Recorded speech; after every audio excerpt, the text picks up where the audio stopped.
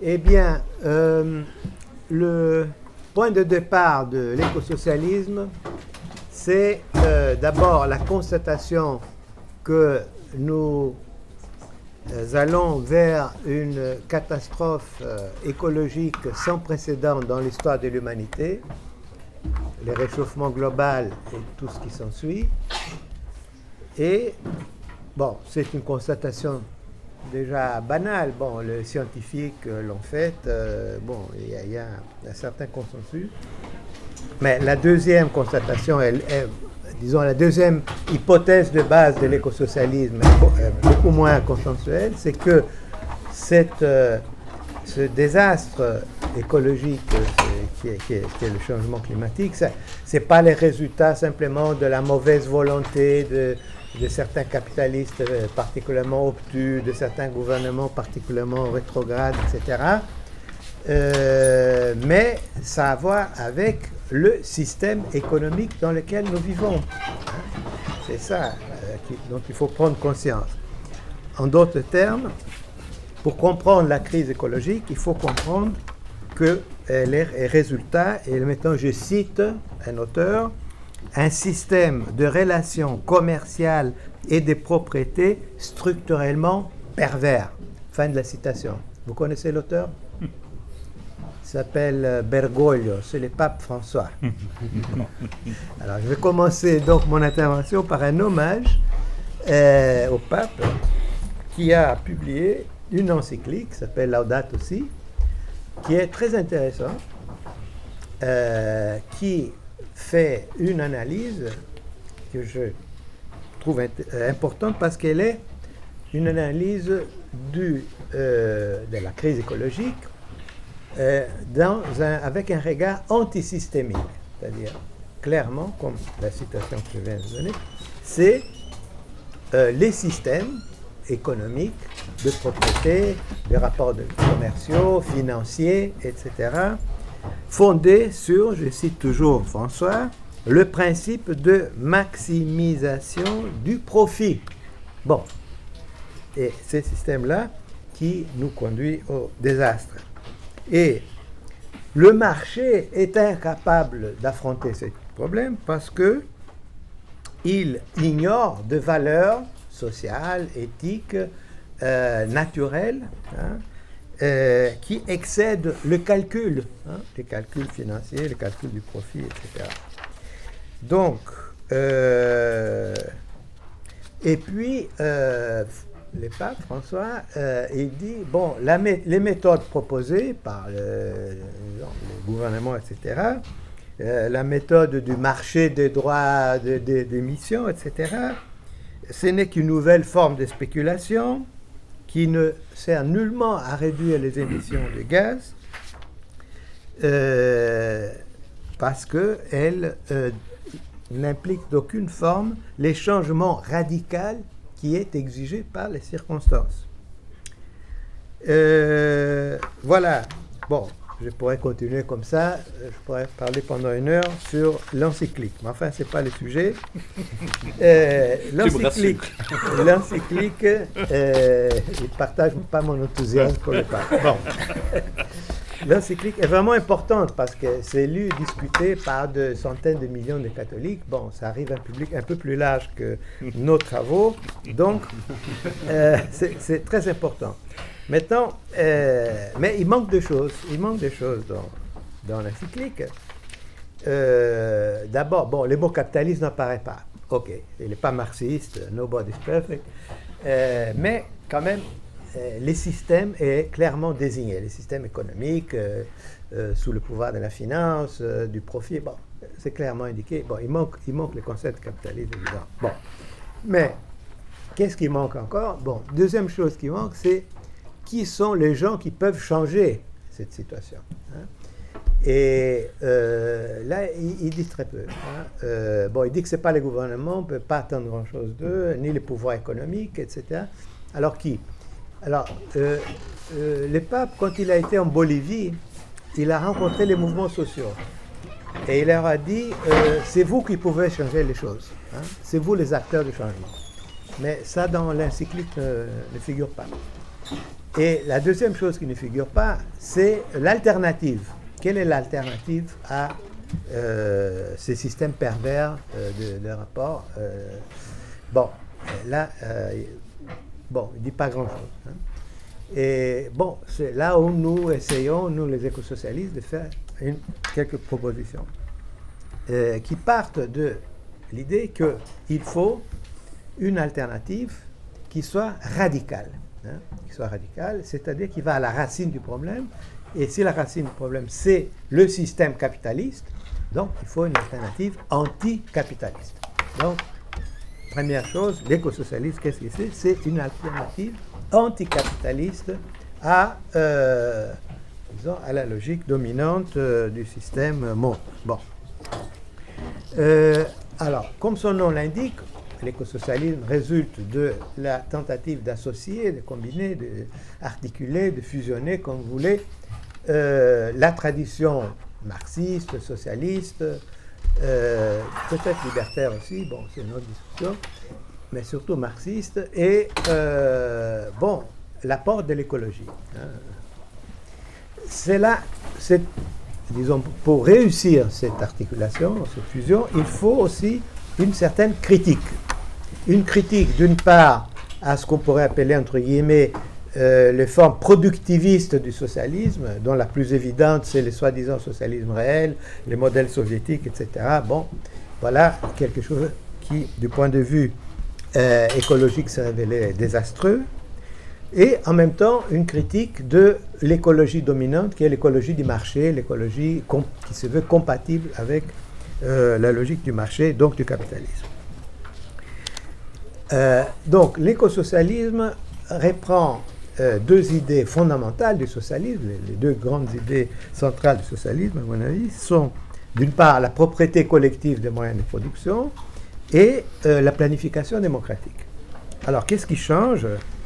Pour comprendre ce qui change, y compris par rapport à la tradition marxiste, hein, parce que l'écosocialisme se veut continuateur de la tradition marxiste, mais avec un regard critique ou autocritique, si on veut. Bon, prenons par exemple une formule de Engels dans l'Anti-Düring, qui était un des livres canoniques du marxisme. Bon, Engels dit, les socialistes, qu'est-ce que c'est la révolution? C'est changer les rapports de production, capitaliste, bourgeois, la propriété privée des moyens de production, etc., pour finalement permettre le libre développement des forces productives dont ces rapports de production sont devenus des entraves. Hein, formule classique. Hein. Et je pense que là, on doit se séparer de cette vision, hein, d'un point de vue écosocialiste. C'est-à-dire, d'une part, le développement illimité des forces productives. Nous savons que c'est impossible dans une planète qui est finite, qui n'est pas infinie, donc qui est limitée. Et d'autre part, les forces productives créées par le capitalisme, il ne s'agit pas de se les approprier. Hein, elles ne sont pas neutres. Hein. Et là, je pense qu'il faut reprendre une idée de Marx parlant de l'appareil d'État bourgeois. Hein. Marx, à propos de la Commune de Paris, disait, bon, les travailleurs ne peuvent pas s'approprier de l'appareil d'État bourgeois, il faut le casser, il faut le bouleverser, il faut le renverser et créer autre chose. Hein.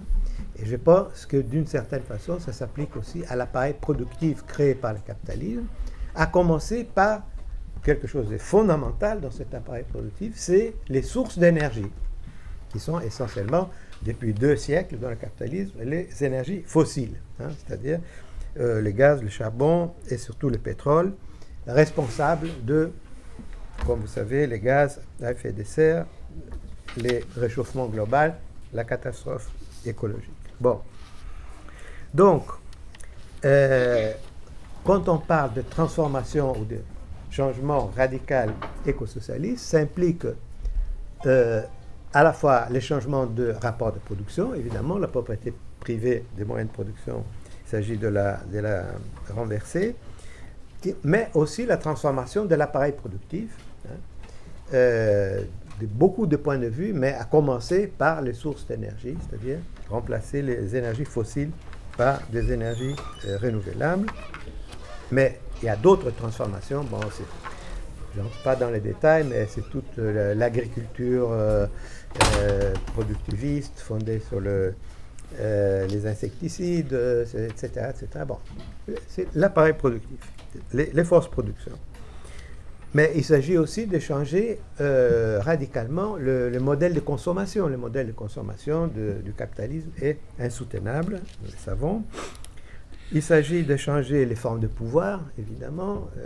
Il s'agit de transformer le modes de transport de la population, etc. Bon, c'est un ensemble très, très vaste.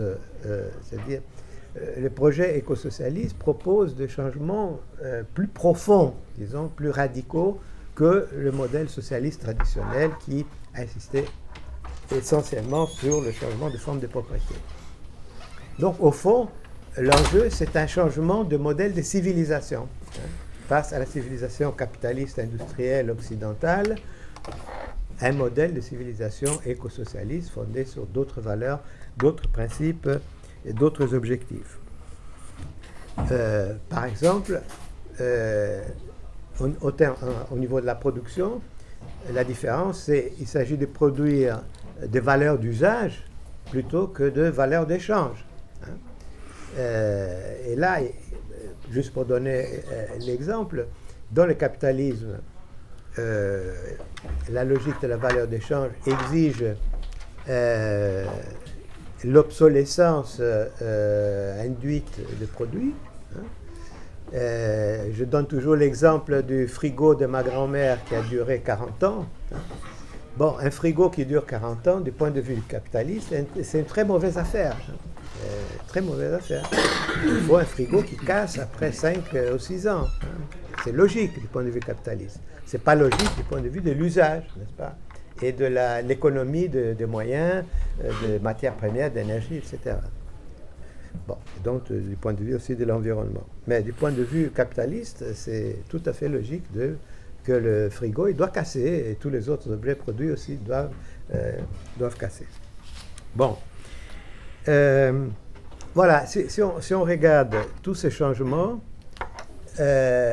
bon, on voit que ce sont des transformations radicales et donc c'est des transformations révolutionnaires. Donc l'écosocialisme propose une révolution. Il faut le dire, ce n'est pas simplement quelques réformes ici ou là, c'est un projet révolutionnaire. Mais bon, il y a différentes façons de concevoir la révolution. Et il y a eu une que je trouve très actuelle, c'est la définition de révolution de Walter Benjamin.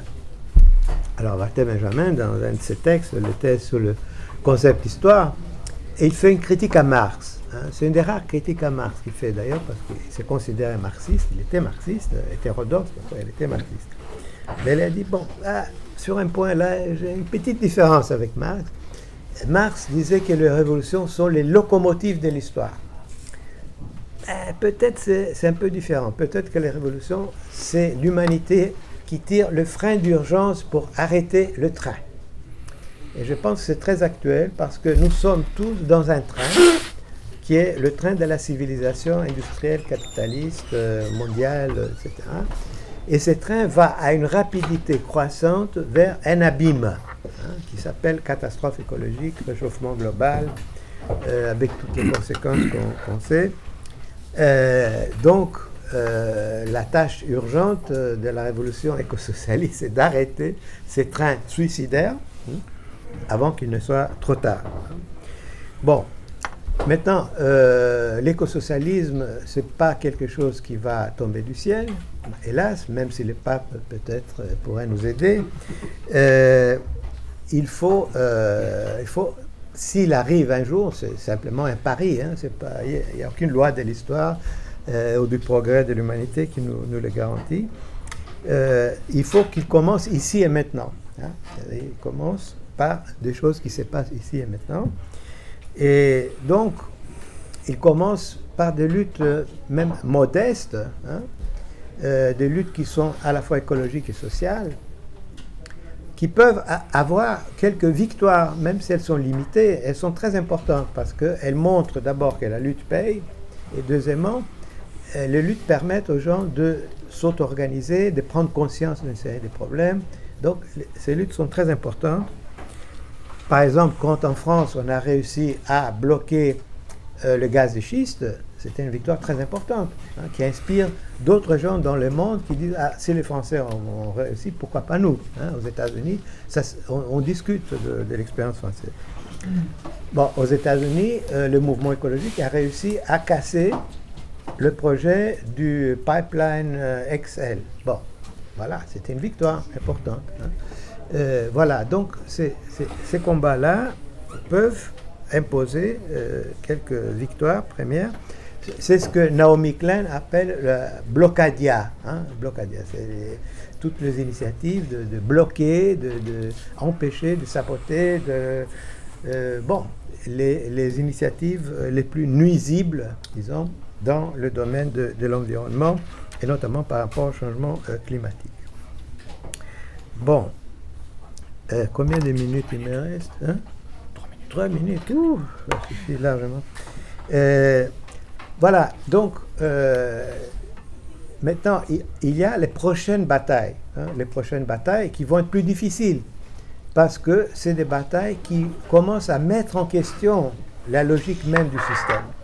Par exemple, la bataille pour fermer une fois pour toutes et rapidement les centrales nucléaires d'une part, mais aussi les centrales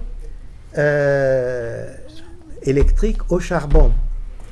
Et ça, c'est une chose que le mouvement écologique, par exemple en France ou en Europe, n'a pas encore intériorisé. Enfin, on a la tradition de lutter contre les centrales nucléaires, c'est très bien, mais apparemment, on n'a pas compris que les centrales au charbon électrique sont, du point de vue du réchauffement global, du changement climatique, une catastrophe.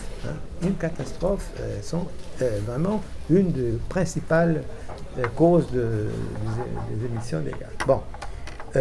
Et on a vu un gouvernement en Europe qui se prétend écologique, le gouvernement allemand, mettre en place un programme d'élimination de l'énergie nucléaire pour la remplacer par quoi? Par les charbons, n'est-ce pas? Par l'électricité fondée sur le charbon. Donc voilà, il faut absolument refuser ces faux dilemmes entre le nucléaire et les charbons. Mais une bataille pour supprimer à la fois le nucléaire et les centrales électriques charbon, c'est une bataille qui s'affronte avec les piliers du système, 2 piliers du système. Donc c'est une bataille difficile. Et finalement, il y a une autre bataille qui commence, mais qui est essentielle, qui est, les charbons et les pétroles, les gaz aussi, mais à commencer les charbons et le pétrole. Il ne faut pas négocier les émissions si on va réduire de 2% d'ici quelques années. Non, il faut les laisser sous la terre. C'est la seule solution. Tout le reste, c'est du bavardage absolument inutile. La seule solution, c'est les charbons, on les laisse dans les trous, et les pétroles aussi. Voilà, mais c'est une bataille qui va affronter le cœur du système. Donc, une bataille très difficile. Bon, voilà un peu les éléments d'une lutte dont l'objectif à terme, c'est la révolution industrialiste, mais qu'il faut commencer par des choses très concrètes, des batailles très concrètes dont dépend l'avenir de l'humanité. Merci.